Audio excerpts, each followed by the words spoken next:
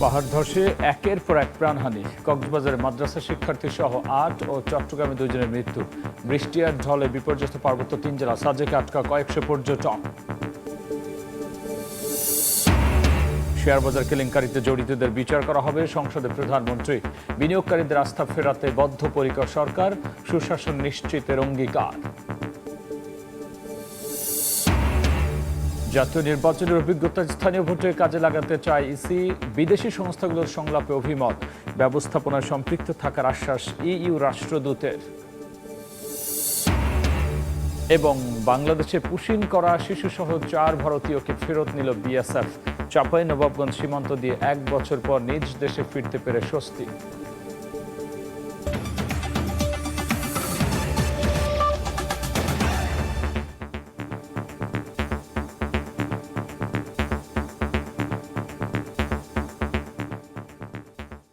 জনপদের সময় সঙ্গে আছি আমি গোলাম রাব্বি। ভারী বর্ষণে পাহাড় ধসে ঝরছে একের পর এক প্রাণ। কক্সবাজারের উখিয়ায় রোহিঙ্গা ক্যাম্পে মাদ্রাসা শিক্ষার্থী সহ ৮ জনের মৃত্যু হয়েছে। জীবিত উদ্ধার করা হয়েছে ৫ জনকে। এদিকে চট্টগ্রামের চশমাহিল ও জঙ্গল সালিমপুরে পাহাড় ধসে শিশুসহ ২ জন মারা গেছেন। ব্যাপক ক্ষয়ক্ষতি হয়েছে বান্দরবানেও।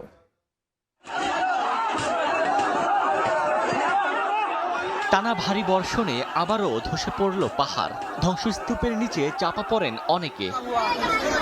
বুধবার কক্সবাজারের উখিয়ার রোহিঙ্গা ক্যাম্পে একটি মাদ্রাসার উপর ধসে পড়ে পাহাড়। এতে মাটি চাপা পড়ে ৮ জনের মৃত্যু হয়। ঘটনাস্থলে ফায়ার সার্ভিস পৌঁছে বেশ কয়েকজনকে জীবিত উদ্ধার করে।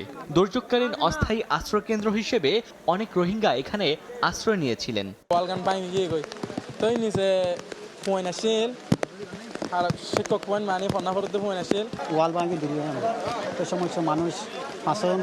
আমরা যখন জানতে পারছি তখনই আমরা অ্যাম্বুলেন্স সার্ভিস নিয়ে চলে আসছি। রেফারেল করে রাখলে সেখান থেকে সেই সার্ভিস দেওয়া হয়েছে।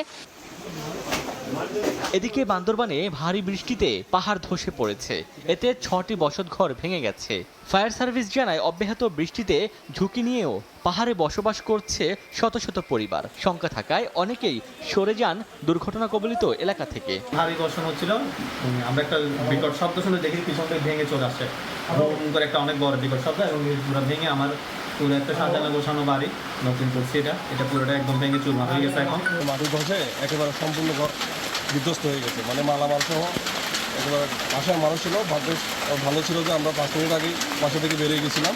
বেলা 12:30টার দিকে চট্টগ্রাম নগরীর চশমাহিল এলাকার মেয়র গলিতে পাহাড়ের একাংশ ধসে গিয়ে এক শিশুর ওপর পড়ে। এতে সাইমা নামে ১২ বছর বয়সী ওই শিশু মারা যায়। ১ ঘন্টা পর মাটির নিচ থেকে লাশ উদ্ধার করে ফায়ার সার্ভিস। এছাড়া জঙ্গল সলিমপুরে পাহাড় ধসে মারা যান আরও একজন। ওমর ফারুক, সময় সংবাদ।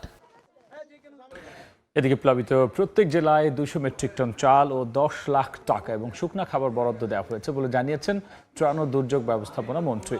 বন্যা পরিস্থিতি মোকাবেলায় মাঠ প্রশাসনের সঙ্গে যোগাযোগ করে তত্ত্বাবধান করা হচ্ছে বলেও সংসদে জানিয়েছেন মন্ত্রী।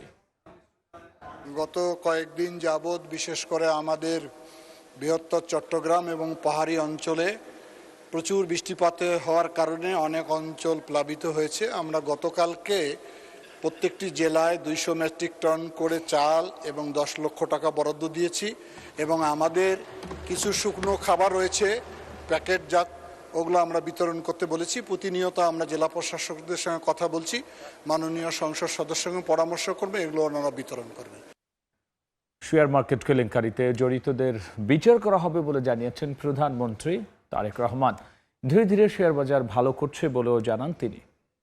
সংসদের দ্বিতীয় অধিবেশনের প্রশ্নোত্তর পর্বে সংসদ নেতা বলেছেন, বিনিয়োগকারীদের আস্থা ফেরাতে সরকার বদ্ধপরিকর। পুঁজিবাজার সহ সব ক্ষেত্রে সুশাসন নিশ্চিত করা হবে। সংসদ সদস্যদের প্রশ্নের জবাবে প্রধানমন্ত্রী বলেছেন, বীমা কোম্পানিগুলোর অনিয়মের বিরুদ্ধে তদন্ত চলছে। প্রতিবেদন পেলেই উঠে আসবে বাস্তব চিত্র।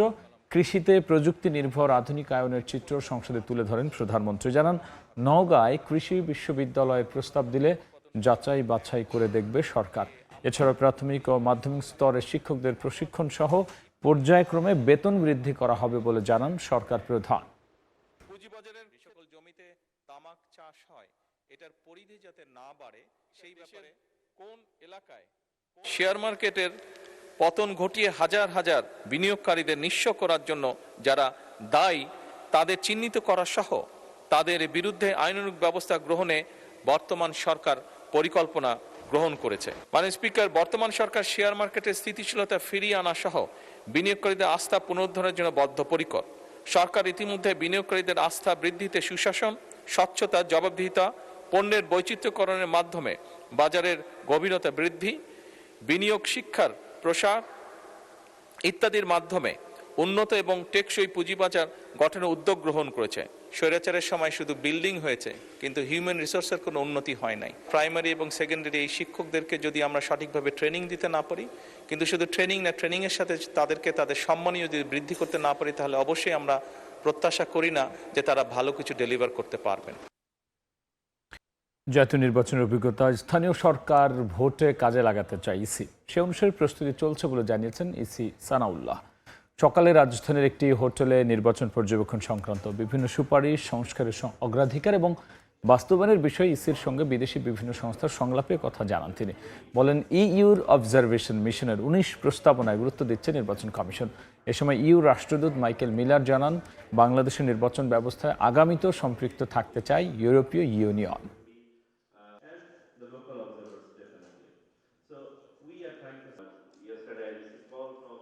The strength and legitimacy of electoral reform is all about national ownership.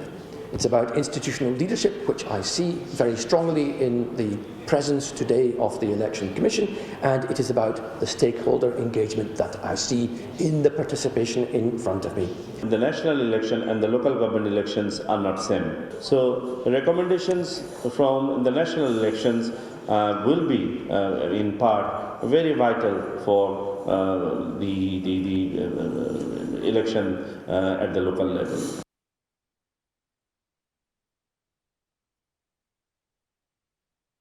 দীর্ঘ 1 বছর পর কুড়িগ্রাম সীমান্ত দিয়ে পুশিন হওয়া শিশুসহ 4 নাগরিককে চাঁপাইনবাবগঞ্জ সীমান্ত দিয়ে ফেরত নিয়েছে বিএসএফ।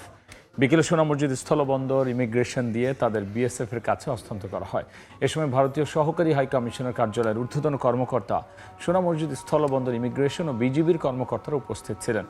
1 বছর পর নিজ দেশে ফিরতে পেরে উচ্ছ্বসিত বাংলাদেশে পুশিনের শিকার ওই 4 ভারতীয় নাগরিক। গত বছর জুনে কুড়িগ্রাম সীমান্ত দিয়ে এই 4 জন সহ মোট 6 জনকে পুশিন করে বিএসএফ। পরে আদালতের নির্দেশে গত বছরের 5 ডিসেম্বর সোনালী বেগম ও তার ছেলেকে ফেরত নেয় ভারত। ভারী বৃষ্টিতে ঘরের ভেতর জমেছিল পানি, মায়ের সঙ্গে ঘুমিয়ে থাকা অবস্থায় সেই পানিতে পড়ে গিয়ে প্রাণ গেল 9 মাস বয়সী শিশুর। ময়মনসিংহ নগরীতে ঘটে এমন মর্মান্তিক ঘটনা। একমাত্র সন্তানকে হারিয়ে পাগল প্রায় বাবা মা।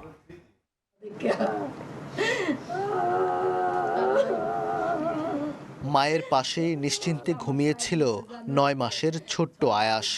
ঘুমের মধ্যেই হঠাৎ বিছানা থেকে নিচে পড়ে যায় সে, আর ঘরের ভেতরে জমে থাকা বৃষ্টির পানিতে প্রাণ যায় তার। টানা ভারী বর্ষণে ময়মনসিংহ নগরীর বিভিন্ন সড়ক ও নিচু এলাকার বসতঘরেও জমে পানি। বুধবার সকালে নগরের ব্রাহ্মপল্লী এলাকার জলাবদ্ধ বাসায় ঘটে শিশু মৃত্যুর এই মর্মান্তিক দুর্ঘটনা। আয়াসকে নিয়ে ঘুমিয়েছিলেন মা বন্যা আক্তার। পরে শিশুটির নানি এসে দেখতে পান ঘরের ভেতর জমে থাকা পানিতে ডুবে আছে আয়াস। দ্রুত তাকে উদ্ধার করে ময়মনসিংহ মেডিকেল কলেজ হাসপাতালে নেওয়া হলে তাকে মৃত ঘোষণা করেন চিকিৎসক। নগরের দুর্বল ড্রেনেজ ব্যবস্থা নিয়ে ক্ষোভ প্রকাশ করেন স্থানীয়রা। বাচ্চা খেলার ছলে গড়িয়ে বাড়ির পানিতে পড়ে যায়।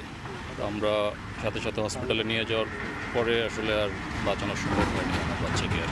খাল খনন করলে পানিটা নেমে যেত, কিন্তু এই যে রাস্তার মাঝখানে রিং দিয়ে যেটা দিয়েছে, এটা পরিষ্কার করা খুব ক্রিটিক্যাল একটা বিষয়, ইস্যু।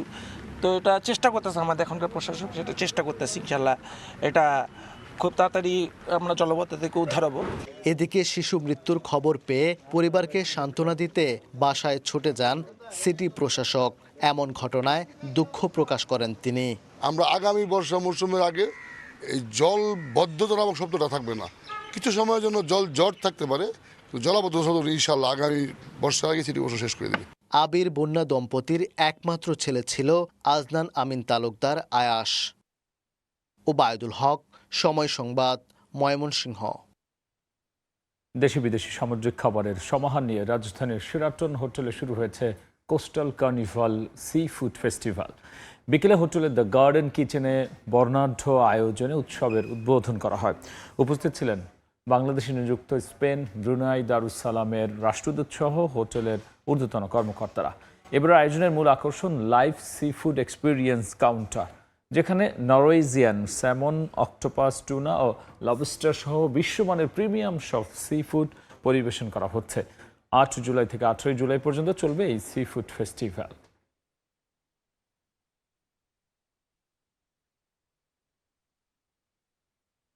সি ফুড নিয়ে একটা ফেস্টিভ্যাল করতে যাচ্ছি, যার নাম দিয়েছি আমরা কোস্টাল কার্নিভাল। আর এটা শুরু হচ্ছে আজকে থেকে এবং চলবে 18 জুলাই পর্যন্ত।